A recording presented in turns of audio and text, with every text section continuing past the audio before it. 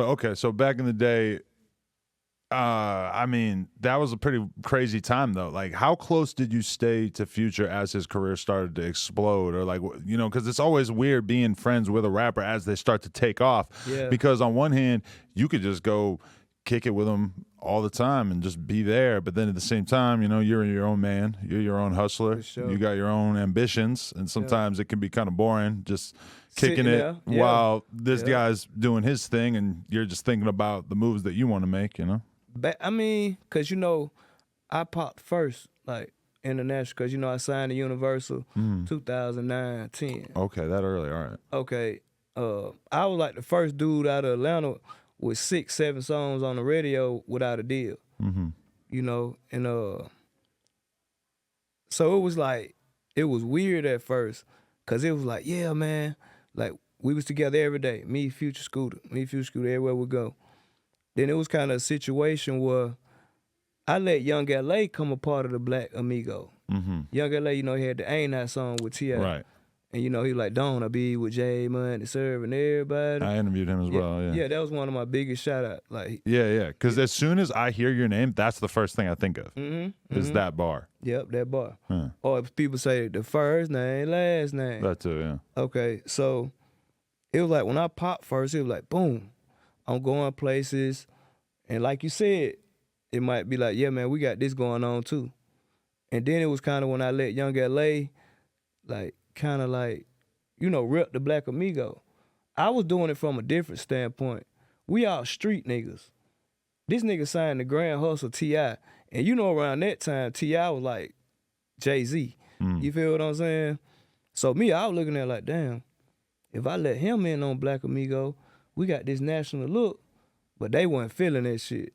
Like, it was kind of like an altercation where they kind of like pressed him at a club by himself with his people, and, you know, some shit went on between them. So they kind of didn't like that shit. But Scooter was like, yeah, man, we can't be letting anybody, you know, this started with us. And, you know, I had to respect that and understand, like, what he was saying with that. And so once I kind of got on, it was like, Future like, yeah, let's do it. So me and the dude named D, we kind of like, you know, I was like, look, man, he wanted to put some money behind me. You know, he was a street dude. And I was like, look, man, you got to be able to do something for me that I can't do for myself. That's how the first, like, with the Maserati, you know, the Brightly watch, 2 chains. I wanted $50K cash from him. And, you know, he was just like a sub dude that, you know, invested in some shit. And, because I already had the shit. I had like 4 songs on the radio with nobody, no help, no team. So he kind of came in and like on some management shit and helped take my shit, put it on the radio. He knew how to work the radio. So I was like, shit, I told him, like, look, man, I'm hot, I'm that dude, but that nigga is my partner. Future. Like, but at the time I think it was like Meathead still. I don't know if it was Future because we switched over. And he was like, okay, let me check him out. Checked him out. He like, yeah, nigga dope. Then he ended up finding that Future was signed to Rocco. Right. And just so happened, the dude that I'm telling you about, he was real good friends with Rocco. Like, he was kind of the dude that Rocco would give him a good number when he was super hot, and he'll book Rocco like around like the Southeast area. And they had built their own relationship. So he was like, shit, man, I live by loyalty. He was like, I live by loyalty. Like, Rocco, that's my man. I can't go behind his back, like trying to sign his artist, and it's my boy. So I think at that time, Future kind of like felt a certain kind of way. Like, like, damn, bro, you took off. I was helping you write your shit, finish your shit. But I'm telling him, like, look, bro, we friends. Like, you see, I even turned you on to the dude. But I can't make him sign you. You know what I'm saying? And it was just like, that put like a little static in our friendship. And I ain't gonna lie, man, it was like, shit. Then he popped maybe a year later with Rats on Rats. Year and a half later. And then just mad songs after that. Mad songs out there. Went crazy.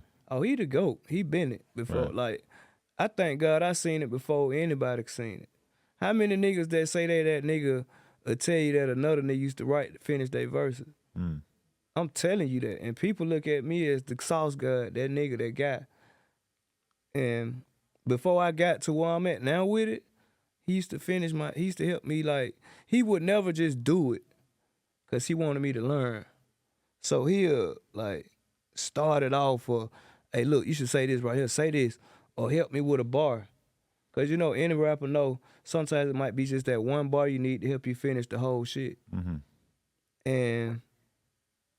But after that bases loaded situation, after, like, you know, the rats on rats, it was like, oh, okay, I'm gone now. I don't need, boy, what? I'm gone. So it probably like, maybe 5 years, 6 years that we actually got like our relationship back going. Really? And what prompted that? I mean, Scooter always me and Scooter never stopped, ever. Like, it was still the same.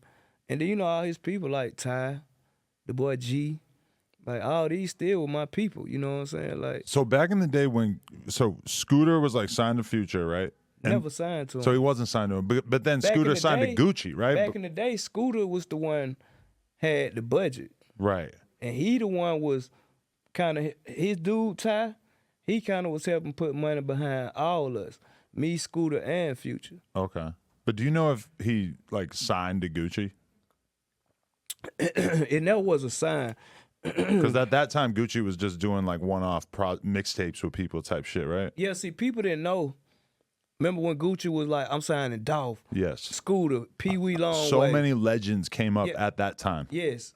Thug. Yep. All that shit was at one time. It's insane when you look back on it. Yeah, like Gucci seen it. Like, And that's why Gucci's so determined to make his label hot now like is that, because yeah. he had all these things like All these big OJ, superstars. Waka that Yes. they all pop, but he didn't necessarily get to sign them the way he wanted so to he sign went them. back, when he went on his own, he had Jose Guapo, goddamn Pee Wee Longway, Scooter, Dolph. Dolph actually gave his money back.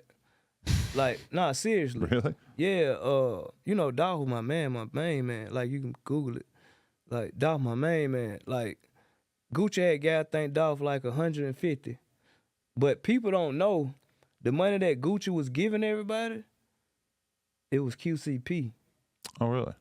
But see, P at that time was just street nigga, getting out the streets, crossing over, and he actually met Gucci from a video shoot that we did.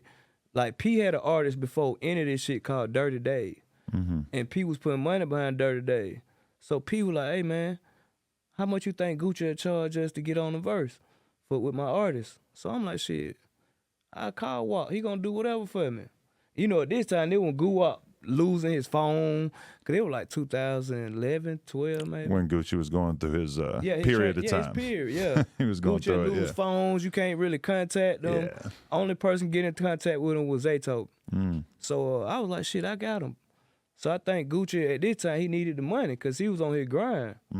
So I think Gucci charged him, like, you know, a good number for 2 videos and 2 verses. So, because if you pull up Dirty Dave right now, you're going to see he got 2 songs with Gucci Mane. And QCP actually paid for that. Like, QCP always seemed, like, different. Because, like, I don't know if you know the history, like, me and him was, like, best friends. Like, we came P. up, yeah, we came Okay. up under the same dude, Big. Like, Big and Kente. Like, so it was like, me and P was, like, real cool. Like, I remember when P invested in, like, some apartments, and I'm like, what the hell you doing, bro? Like, these regular apartments. But now if you look at these apartments, they brand-ass new condos. You know what I'm saying? So, but that's how he made Gucci. And from buying verses from his artists. Then after that, like, Gucci kind of kept his in contact. Because you got to think, if a nigga come spending 50, 60,000 with you, shit, I'm going to keep this dude around. Like, especially on them times as an artist. Like, when we find somebody, he 1,000, he real, he willing to invest and spend money like that, I don't give a fuck what artist it is, he gonna try to keep that dude around. And him and Gucci just kept a relationship, no lie, for like 6, 7 years. Just even from them talking on the phone. And so when Gucci had this idea and P was like, let's do it. On my mama, P was the one putting all the money up. Really? Yeah, swear to God, like to sign all these artists. Right. But it was a partnership him and Gucci had. Cause I told you like Gucci was so 1,000. Like Gucci, if you fuck with him and you real, he locked in with you. Cause a lot of people say a lot of slime shit about WAP, but he ain't one of them people. Yo, we just hit 400,000 subscribers right here on the Clips channel. So if you want to help us out, click subscribe, get us to 500K. Yeah.